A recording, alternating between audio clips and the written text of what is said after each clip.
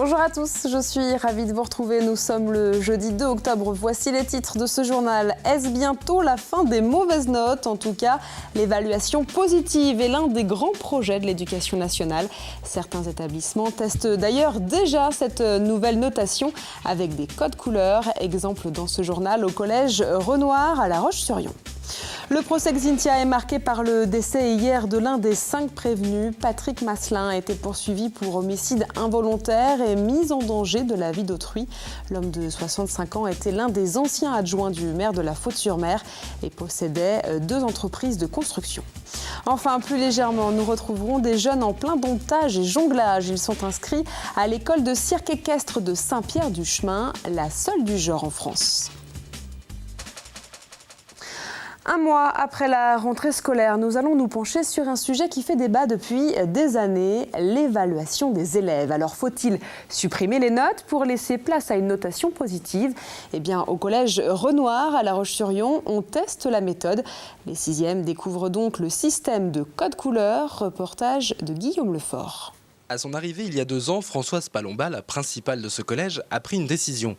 Fini le bulletin de notes classique, ici les élèves sont évalués par un code couleur, un moyen de ne pas les décourager avec de mauvaises notes. La note est souvent vécue comme une sanction et elle entraîne souvent le décrochage des élèves à un niveau de plus en plus bas. C'est-à-dire qu'avant on parlait de décrochage au niveau 4e, 3e, maintenant on a des élèves de 6e qui sont en situation de décrochage. Dans ce collège, 4 codes sont utilisés pour juger les compétences de chacun.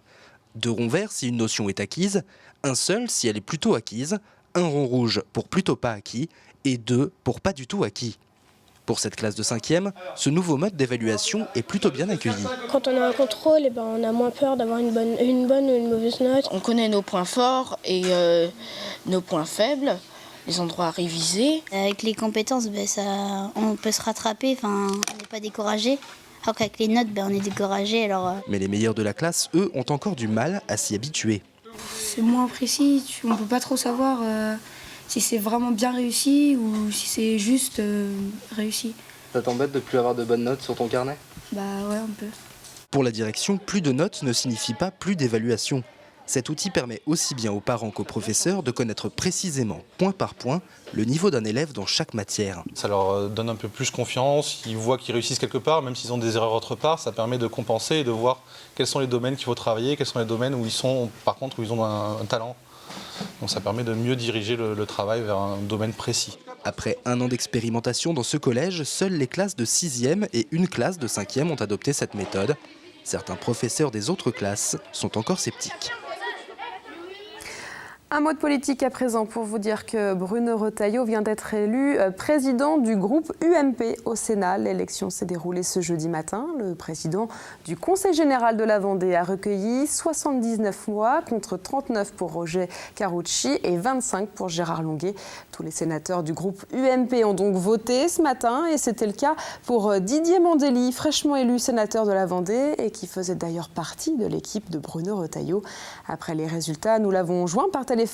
Il se trouvait alors dans le train de retour du Sénat donc. C'est un très très grand moment, mais voilà, ça traduit le travail qu'a pu réaliser Bruno depuis 10 ans au Sénat et la reconnaissance de ses pairs. Bruno, il incarne à la fois le travail, le sérieux, la rigueur, les convictions. Il incarne le renouveau.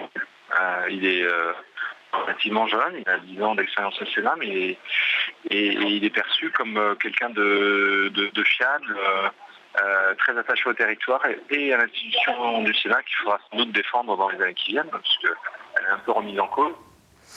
On ouvre à présent le dossier Xynthia et le procès est marqué par le décès hier de l'un des 5 prévenus. Patrick Masselin était l'un des anciens adjoints du maire de la Faute-sur-Mer. Il était poursuivi pour homicide involontaire et mise en danger de la vie d'autrui pour avoir construit l'une des maisons de victimes. On retrouve Caroline Tronche sur place pour plus de précisions. Oui, Edwige, Patrick Masselin, qui devait avoir 65 ans dans quelques jours, était au moment de la tempête le 4e adjoint de René Maratier au sein du conseil municipal. Ce chef d'entreprise était apparu très affaibli le 15 septembre dernier en fauteuil roulant le jour de l'ouverture du procès Xynthia. On était alors bien loin de l'homme rencontré en septembre 2010, comme vous le voyez sur ces images. Son avocat avait d'ailleurs demandé il y a 2 semaines et demie à ce que son client puisse ne pas assister à l'intégralité du procès, et ce pour des raisons de santé.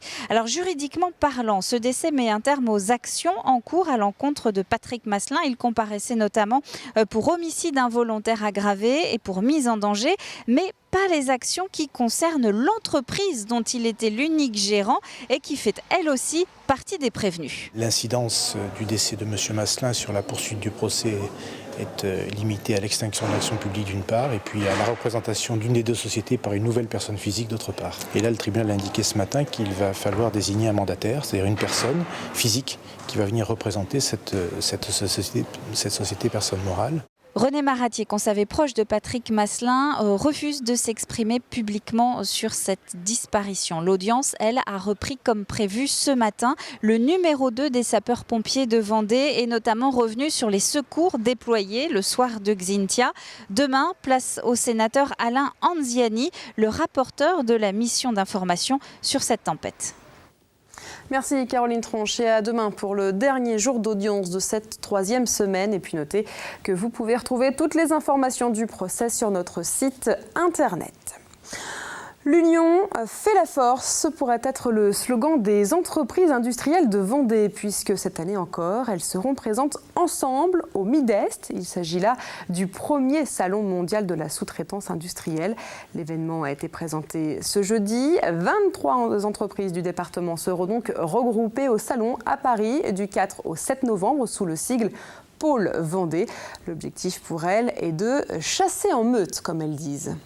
Il y a un esprit de solidarité entre les entreprises qui ont l'intelligence de passer outre le fait qu'elles puissent être confrères mais néanmoins concurrents et être ensemble sur un même espace. C'est vraiment un salon incontournable pour elles, avec une vocation nationale mais aussi internationale, donc qui permet aux entreprises d'aller chercher de nouveaux débouchés là où elles n'auraient peut-être pas les moyens, elles seules, d'aller chercher des débouchés au niveau national ou à l'étranger.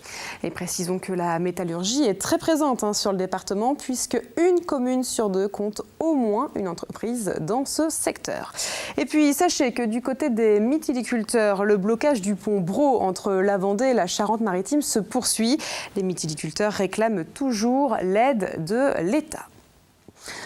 Il n'est pas simple de choisir son lieu de vacances, mais la problématique est bien plus grande quand il s'agit de familles ayant une personne en situation de handicap mental. En effet, il est difficile de trouver des structures qui s'adaptent au handicap. Mais les familles concernées vont peut-être pouvoir trouver des solutions ce week-end, puisqu'un forum sur les vacances adaptées est organisé samedi sur la commune du Longève, près de Fontenay-le-Comte. Plus de 20 exposants seront présents avec différentes propositions, mais également des solutions de financement pour les vacances.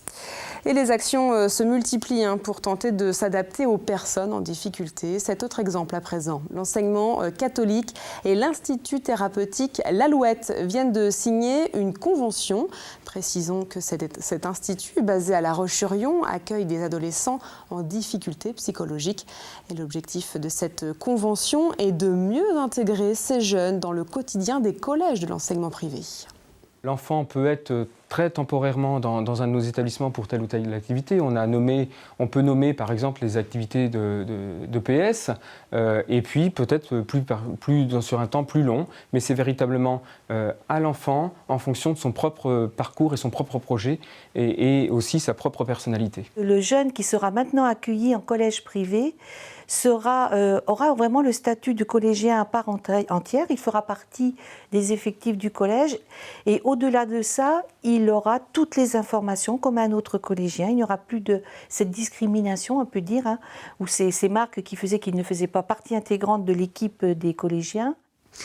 On va se pencher à présent sur cet organisme qui aide les agriculteurs à s'installer. Il s'agit d'une SIAP, une coopérative d'installation en agriculture paysanne. Ici, il ne s'agit pas d'une aide financière, mais plutôt d'une aide pour être accompagné et formés. Exemple avec une jeune productrice qui a été soutenue par la SIAP 44. Au moment de son installation, il n'existait pas en effet encore de coopérative du genre dans notre département. Caroline Simonet revient donc sur son parcours devant la caméra de Delphine Ledu. C'est dans un endroit paisible, en pleine campagne, que Caroline Simonet a choisi d'installer son exploitation de fruits et légumes bio. Des produits qu'elle vend directement chez elle, sur les marchés ou encore à des restaurateurs. À 31 ans, la jeune femme a quitté la région parisienne et son travail dans la communication pour se lancer dans le maraîchage biologique. Ce que je voulais vraiment, c'était être en contact direct avec la nature et être sûre que ce que je fais, moi, ça n'a pas d'impact en fait sur cette nature. Et du coup, on a décidé avec mon mari de changer complètement de vie et de revenir s'installer en Vendée à côté de chez ses parents. Un projet que la jeune femme a pu réaliser avec l'aide de la coopérative d'installation en agriculture paysanne de Loire-Atlantique, qui l'accompagne depuis 1 an. Aujourd'hui, la SIAP 44, elle me porte toujours juridiquement, donc oui, j'ai encore besoin d'eux. C'est eux qui m'ont prêté de l'argent pour pouvoir faire mes puits pour l'irrigation de mes champs, qui m'ont aussi acheté tous les systèmes d'irrigation, qui m'ont payé quelques factures aussi annexes. Et je suis toujours en formation avec eux à raison d'une journée par mois à peu près. En parallèle de son activité, Caroline est en stage chez Yannick Allouin, maraîcher à Bois de Séné. Un moyen pour la productrice d'en apprendre davantage sur le métier. J'apprends grâce à Yannick. Et puis après, c'est des choses à mettre en place qui sont un peu toujours les mêmes. Mais ce qui est le plus important, en fait, c'est vraiment d'étudier ces légumes, de les regarder, de vérifier qu'ils vont bien, qu'il n'y a pas un parasite ou une maladie en fait, qui arrive et qui peut détruire toute la culture. Avec l'aide de la SIAP 44, la jeune maraîchère a pu trouver des réponses à ces questions financières, administratives ou encore techniques. En avril 2015, elle s'installera définitivement dans sa ferme au jardin des Colibris. Et précisons que désormais, il existe une SIAP en Vendée. La coopérative d'installation en agriculture paysanne est basée à La Roche-sur-Yon. Nous vous en avions déjà parlé dans nos précédentes éditions.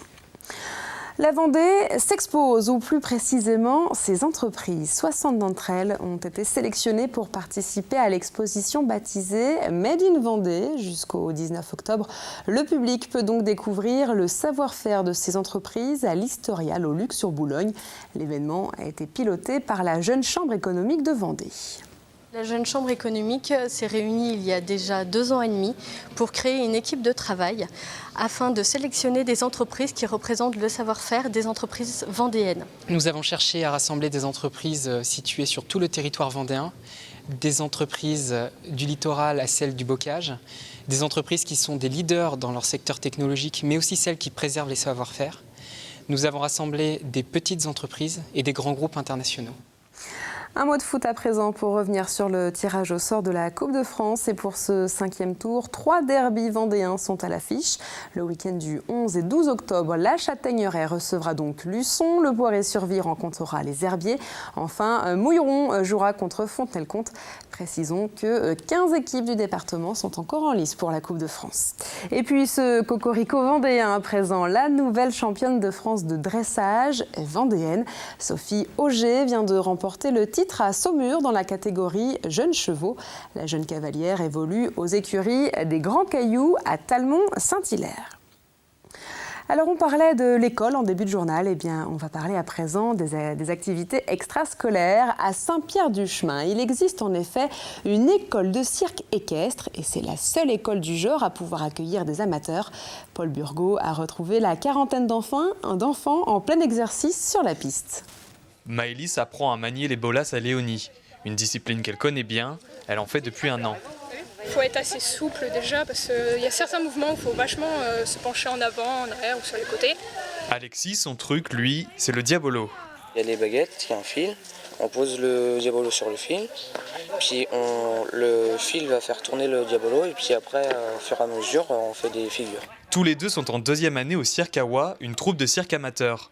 Jonglage, acrobatie, diabolo, fil, les élèves ont le choix et ils sont motivés. Il vaut mieux puisqu'ici on s'entraîne comme des pros. On les met dans le même processus que si je travaillais avec des professionnels. Évidemment, le niveau technique est moins important, puisqu'ils vont l'acquérir au cours de leur expérience. Mais ce que je trouve intéressant dans cette démarche, c'est qu'ils sont tout de suite valorisés. La troupe possède même sa propre ménagerie, des chevaux principalement, mais la star reste Kawa, le poney avec lequel Abigail va entrer en piste. Je vais faire la révérence. Elle est à peine stressée, la jeune fille a l'habitude. Voilà, très bien, super. Tout au long de l'année, le cirque présente des spectacles. La troupe compte une 50aine de jeunes artistes, tous très solidaires, selon Marion Ourbach, nouvelle professeure qui les découvre aujourd'hui. Je trouve qu'ils sont déjà vachement soudés en fait. J'ai l'impression qu'ils s'entraident et qu'ils s'apprennent pas mal de choses entre eux. On dit que le cirque c'est une famille et là ça se sent. Ouais. Une grande famille qui fera ses premières preuves au Salon du Cheval, à Paris, au mois de novembre prochain. Voilà, super. Un mot sur le Nouvel An organisé par le Festival de Poupées. On en sait un peu plus sur ce rendez-vous qui s'annonce déjà hors norme. Vous découvrez d'ailleurs le teaser de l'événement. Le 31 décembre, la soirée se déroulera donc au Zénith de Nantes jusqu'à 6h du matin. Patrick Sébastien, la compagnie créole et une dizaine d'autres artistes vont se succéder sur la scène. Les organisateurs vous invitent à vous déguiser pour cette nuit de la Saint-Sylvestre. Et l'entrée est de 75 € pour ce réveillon aux couleurs du Festival de Poupées. Ce festival habituellement consacré au concert d'été à Mortagne-sur-Sèvre. Et décidément, la Vendée fait parler d'elle en ce moment avec ses projets fous, puisqu'avant le Nouvel An, vous le savez, il y a eu le Grand Prix de la Meule Bleue, cette compétition de mobilette à La Roche-sur-Yon avec 150 chefs d'entreprise. Et bien à chaque fois, il s'agissait du même organisateur, Philippe Mindron. Et justement, le Grand Prix de la Meule Bleue sera au cœur de l'émission Mag-Éco ce jeudi soir sur TV Vendée. L'occasion de parler de l'économie avec un ton beaucoup plus léger, vous le verrez. Et peut-on parler du temps avec légèreté ? Eh bien, il semblerait que oui, puisque les jours se suivent et sont de mieux en mieux. Le brouillard sera toujours présent, mais moins épais. Et surtout, le soleil brillera plus chaleureusement avec des températures allant jusqu'à 26 degrés. Armelle Pavageau vous confirme cette jolie tendance pour ce vendredi. Et c'est la fin de ce journal. Merci à vous de nous avoir suivis. On se retrouve évidemment demain, mais pour une édition spéciale, puisque la rédaction se déplacera au Salon de l'Habitat ENCO à La Roche-sur-Yon.